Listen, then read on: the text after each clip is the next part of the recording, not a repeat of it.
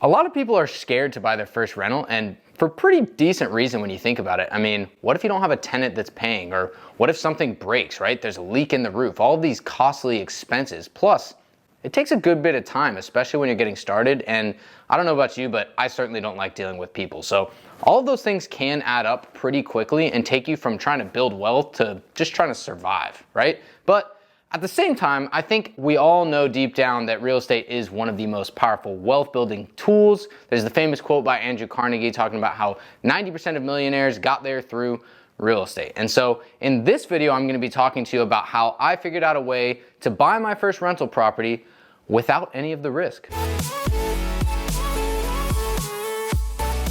So a common excuse that we hear all the time is, how would you be able to buy a rental property, especially like when you're just getting out of college, you don't have any money or anything like that, which is valid, right? I mean, it does take some money and understanding of what the heck is going on to actually be able to pull this off. But the reality of that situation is that it's probably not quite as hard as you think. It really just takes education, right? So for example, this house, we bought this after living in a van, right? So most people probably aren't living in their van right now. We were living in a van and we could still afford to pay for this house.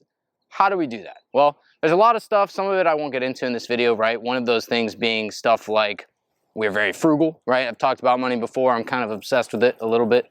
But that's one of the things that we did. But another thing is we just got educated on how to buy houses. And in this specific video, what I'm going to be talking about is how we bought this house and how we are able to do it essentially risk-free, right? So if you come over here, you'll see kind of the main house over here, and that's where we actually live. But the cool part about the property is that that is not how we make our money, right? So when we were looking for a house initially, we were looking for a house that had like a flex space or something that we could do what's commonly referred to as house hacking, right? And house hacking is an incredible tool for your first rental. That's what I'm going to be talking about, because if you come over here, we actually have a pretty decently small space over here that we use to house hack our property and be able to afford it. And let's jump right in here and check it out. So you can see separate entrance from the house right here. Unlocked. And when we come inside, you can see that we built actually a pretty sweet little studio in here, right? And when you come over here, I'll kind of do a quick studio tour, but if you look behind this curtain, that's the connection to the main house back there. So this was just a part of the house originally. It was just a part of the house that was considered a flex space, wasn't really doing anything, and we turned it into an income producing asset for ourselves to learn a whole bunch of things. You can see everything over here in our Airbnb, this was all just a big laundry room. None of this existed. Now we've got this bathroom in here with a whole bunch of good stuff. You can see we built a shower, we've got the toilet, double vanity. It's a nice little space. I mean, all things considered, for how small of a space it was just, you know, originally a flex space, and now it's turned into something that's a whole bunch more. So we'll throw some B-roll up on the video of just all the kind of renovations and things that we did for getting started in here, but that's the general thing that we were working on, was just building something that made income. And the reason why I think this is so cool is because, again, this was our way of buying our first rental property without the risk, right? When we bought the property, we were buying a house for ourselves. So that meant, you know, a bank at least agreed that we were going to be able to afford to pay for it. We had jobs to pay for the house. And so anything on top of that is like gravy, right? It's just addition.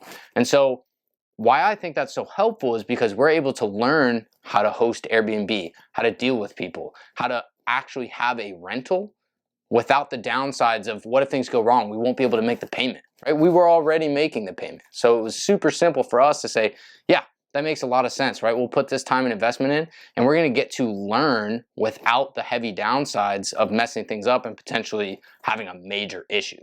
So house hacking, super cool, super amazing situation. And this thing right here, there's so many lessons we've learned, right? One of the big ones right now with Airbnb, in our opinion, that is just solely based off of our experience, is the fact that, you know, small spaces like this have become a much hotter commodity for Airbnbs, because a lot of people aren't looking for a place for a big party or their family. They're just traveling, just trying to find a place to stay. I mean, look at this thing.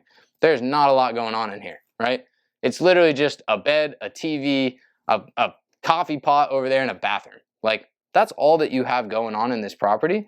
But that is more than enough for most people. And the crazy thing is, if you look right now, our lifetime occupancy on this house is 93% in this Airbnb. So it is almost always booked. Even when we raise prices, it's almost always booked because it's just a small, affordable option for people to use. And so breaking down the numbers a little bit, if you look at our mortgage statement, here's some fun stuff. If you haven't already bought a house, you find out things like your mortgage might go up after you buy it because of taxes. Nobody told us that, or in reality, somebody probably told us that and we weren't listening. But when we bought the house, a month later, the mortgage went up like $250, so that kind of sucked. But the fact of the matter is, our mortgage now is about $2,780, which is crazy because we bought at a time where interest rates were high.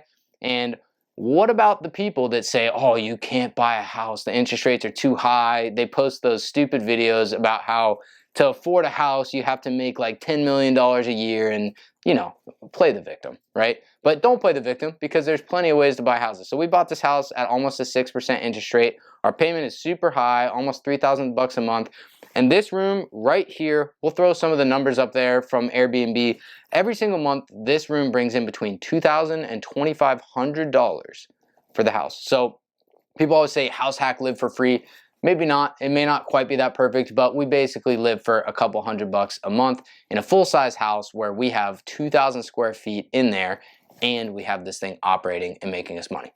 Pretty cool, right? So conceptually, this thing has worked out. I mean, it's taught us a whole bunch of lessons. It's taught us how to be, quote, landlords and learn how to deal with people that don't like to listen to instructions or the rules, right? Have to deal with getting things cleaned up, fixing things, dealing with repairs, all of that stuff. Because the reality is you can always put systems in place, but it takes a certain level of learning, right? There's a learning curve behind it. And so having something like this where we could screw up and not have this booked for a month and we would still just be paying our regular mortgage payment is insane. Like, no matter who you are, whether you're my age and you're just getting started or you've been looking for a house for a long time, there are ways to do this. And I think a lot of people with house hacking say, oh, you know, I'm not young and single, so I can't buy a house and share it with roommates, which is like the classic house hack. Neither was I, right? I mean, we were married when we bought this house, and so we weren't planning on having somebody like sleep in the bedroom next to us, right? That wasn't going to be something that we wanted to do. But we found something that worked, right? This is something that can bring in the income. You can also buy duplexes, or you can buy a house with an ADU. Or if you are single, maybe you do have people move in, right? I mean, we'd make even more money if we had that. So there's so many different options, but the reality is, in my opinion, people that say they can't house hack, it just means they don't want to. And if you don't want to, that's fine. But it is an incredible way, an incredible tool to be able to learn how to be a landlord, right? And learn how to do all this stuff. So I'm gonna try and remember as many of the numbers as I can for you guys on what we did with this thing. The big expense in here was the fact that we had to put in plumbing and electricity for all this stuff over here. So this is actually kind of, it's like an old converted garage. So it's a lot lower down than the rest of the house. And there was no toilet, shower, all that plumbing in here, which was kind of a big deal to get it connected to the rest of the house. And so that was one of our biggest expenses, was paying an actual plumber to do that. Everything else in here, we did ourselves. Everything, including the electricity. I'm an electrical engineer, so that was a little bit easier for me. Would we do that again if we were to do it? Probably not, because I've learned a lot about who, not how, right? Utilizing other people that are a lot more skilled than I am. I mean, this place is not perfect by any means. There's a lot of stuff that I could have done much better. But that plumbing was about $6,500. So big expense there, right? $6,500 thrown into that thing. This room was basically just an empty room, so we didn't spend a lot of money. The only thing that changed in this room was the paint, and then there used to be like a staircase right here that went up into the main house, so I removed that. I showed you guys, kind of filled that in and all that. We got all this furniture on Facebook Marketplace for basically nothing. I think that bed was like 50 bucks. The couch was free. That might have been another 50 bucks for the table. Like, we basically spent no money in here. We were super cheap with it. And then that just left the bathroom, right? So this was the main thing. We had the plumbing. I tiled the shower myself, painted everything. You can see up here, this is fun. So maybe a month after we started, there was a major hurricane. Welcome to Florida. If you're not from Florida, we get that a lot. And there was a major leak in the roof while somebody was staying in the room, and it happened to be on my birthday. It was a great day. Happy birthday to the ground! So there's a huge leak here. Water was spewing out of the roof right after we had completed construction. That's the fun stuff of owning real estate, right? So especially when it's attached to your own house. But besides that, on top of the $6,500, it was just miscellaneous supplies. And in the year 2022, when we were building this, it was that fun phase of wood is like more expensive than diamonds. I don't know what exactly was up with that.